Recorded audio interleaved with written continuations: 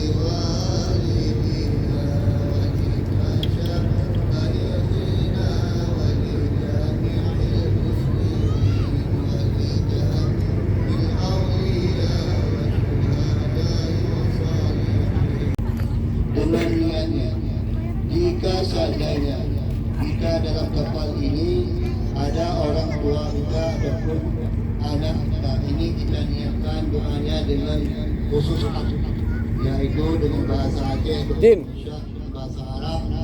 Ya Allah ya Rabbi, sampaikan pahala bacaan foto-foto saya ini kepada orang tua kita, kepada orang tua saya ataupun anak saya. Jika saudara orang lain kita niatnya kepada almarhum dan almarhumah ahli kapal Gurita. Mungkin ini sedikit bayangan yang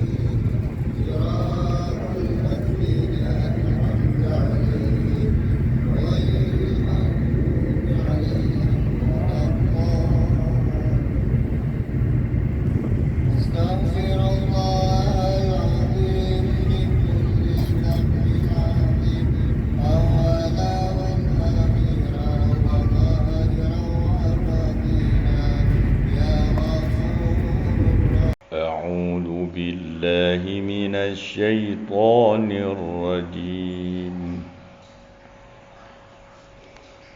بسم الله الرحمن الرحيم. ياسين والقرآن الحكيم إنك لمن المرسلين على صراط مستقيم تنزيل العزيز الرحيم لتنذر قوما ما أنذر آباؤهم فهم غافلون. لقد حق القول على أكثرهم فهم لا يؤمنون. إنا جعلنا في أعناقهم أغلالا فهي إلى الأذقان فهم مقمحون. وجعلنا من بين أيديهم سدا ومن خلفهم سدا فأغشيناهم فهم لا يبصرون. وسواء عليهم أأنذرتهم أم لم تنذرهم لا يؤمنون. إنما تنذر من اتبع الذكر وخشي الرحمن بالغيب فبشره بمغفرة وأجر كريم. إنا نحن نحيي الموتى ونكتب ما قدموا وآثارهم وكل شيء أحصيناه في إمام مبين. واضرب لهم مثلا أصحاب القرية إذ جاءها المرسلون إذ أرسلنا إليهم اثنين فكذبوهما فعززنا بثالث فقالوا إنا إليكم مرسلون. قالوا ما أنتم إلا بشر مثلنا وما أنزل الرحمن من شيء إن أنتم إلا تكذبون. قالوا ربنا يعلم إنا إليكم لمرسلون وما علينا إلا البلاغ المبين.